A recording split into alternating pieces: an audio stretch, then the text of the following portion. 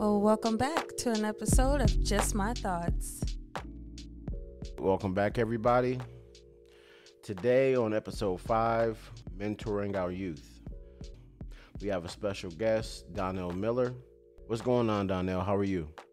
I'm doing all right, man. What's going on? How's everything going? Everything's going pretty good. Like I said, today's episode is called Mentoring Our Youth. Tell my listeners about yourself. How long have you been doing this, and what made you want to get into mentoring our youth? So I'd like to say I've been mentoring for about 13 years or so. Like I say, it started around when I was maybe 18 or 19 years old. The major thing was I've been coaching since I was 16, and I was realizing that there was a lot of kids that I was coming in contact with that were dealing with a lot of anxiety and dealing with depression and having a hard time not only just expressing it, but just navigating through it. I was realizing that just through the avenue alone of coaching, they could find a way to express that, and I could help them through it, because I too myself deal with anxiety and depression at times, so I know what they were dealing with.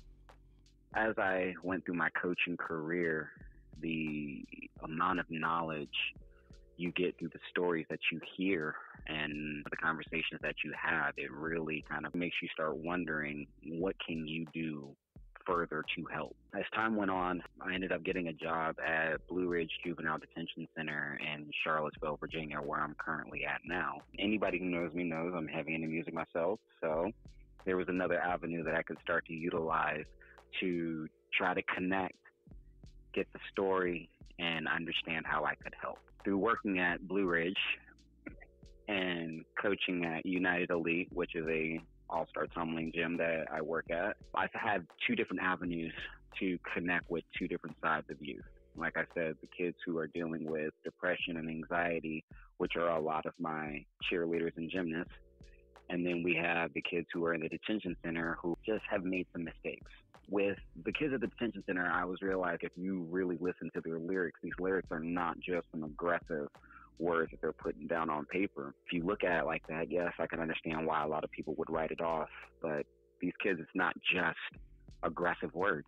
If you really look at it and read between the lines, this is what they're dealing with on a day-to-day basis.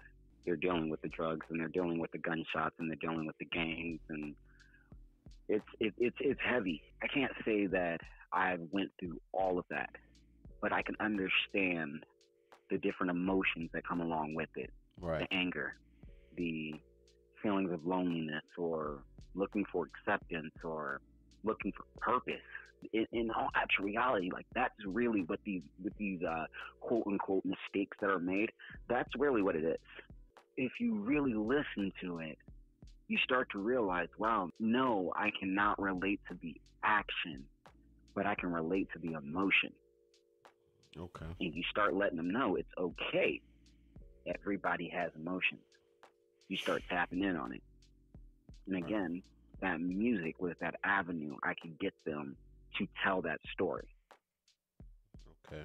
So it was something that I felt was necessary. If I have a way of providing a catalyst for change, to not necessarily stop your way of thinking right there on the spot, but through hours of letting you tell me a story, understanding your story, and telling you there's a different way you can navigate it, and hope that that seed sprouts and takes upon its own self a form of a new plant. I pray that that's the route that they take, and that's how I can help them. So be it. Dope answer. The next question I want to ask, so many times we have these misguided youth. People try to talk to them, teachers, their parents, family members, and they just close themselves off. What are your tips that you have, and have you ever dealt with a youth that is so closed off that they just don't want to talk to anybody? I have dealt with that plenty of times, and again, the biggest tip I can have for that is 9 times out of 10 when a kid closes off, it's because they feel like they're not even being heard in the first place. Right. If I feel like I'm not being heard, why am I going to make a sound? And sometimes when I say they feel like they're not being heard, it's not necessarily you don't hear the words coming out of their mouth. It's the actual meaning that they needed to have, you're not grasping. Right. It may take you asking them, hey, can you try explaining that in a different way? Being genuine about it, letting them know I'm interested in a way of helping you. That's where it comes from. If you can get them to see that, eventually they will open up. But you yourself have to understand, you have to have patience. It's not just going to happen overnight. It's not going to happen on the snap of a finger. It's going to happen with you consistently showing. And consistency is a real huge word there. You have to consistently show it.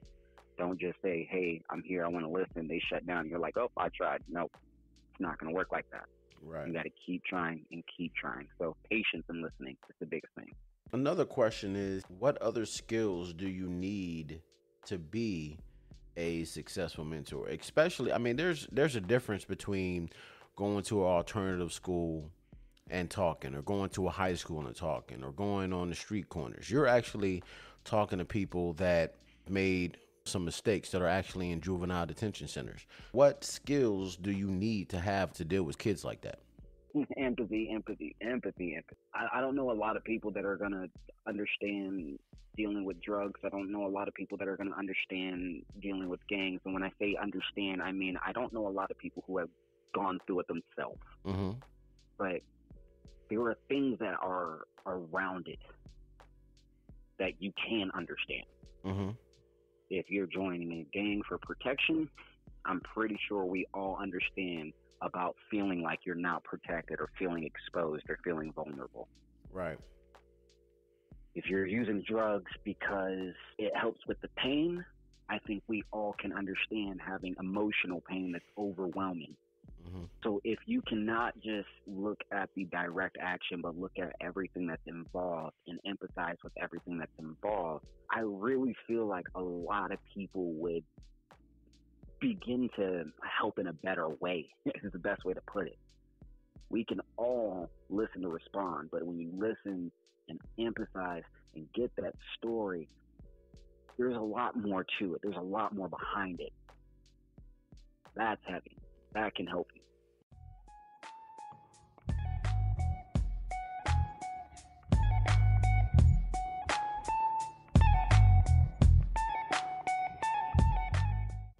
Well, in closing, if you feel comfortable doing this, share some of your success stories that you've had. And if you feel comfortable, also, you can share some stories that wasn't so successful. I had one person who was dealing with a lot of thoughts of loneliness, and she's actually verbalized that.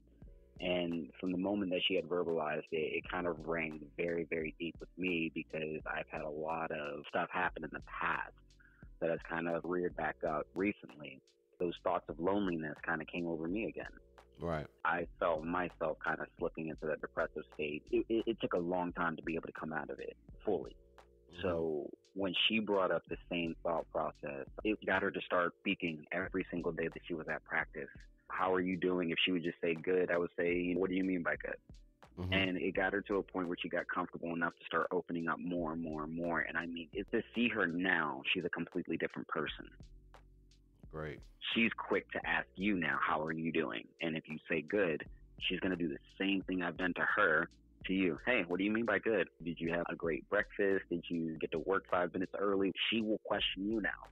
And it's just good to see some of these kids are giving back the exact same way that they've received. Those are the moments that I look at, and it lets me know that I'm doing what I'm supposed to be doing. Yes, sir. Yes, sir. As far as success stories, those are the ones that I keep near and dear.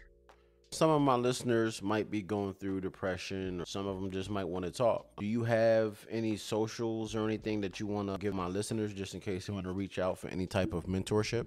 Social media for Facebook is Donnie Bro, and that's BREAUX. You can always send me a message. I don't want anybody to feel nervous. I know I'm probably a complete stranger to a lot of people. Mm-hmm. But if listening to you is a way to help you get back on the path of happiness, or getting back on the path of feeling better, send me a message. I'm going to read it, and I promise you I will respond. It's that easy.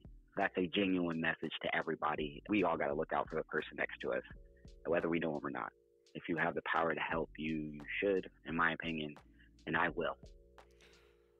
So many times, I think in the world we live in now, a lot of people just judge. You see what they're wearing, you see how they talking. We don't offer help.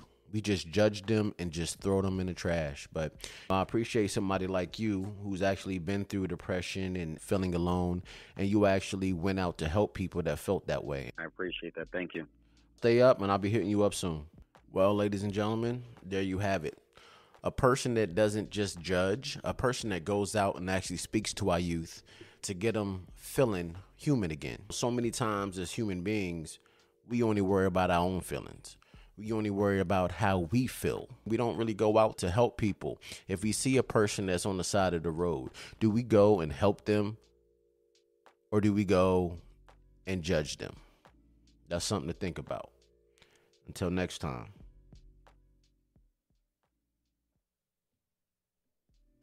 Thank you for tuning in. Hit that like button, comment, and subscribe.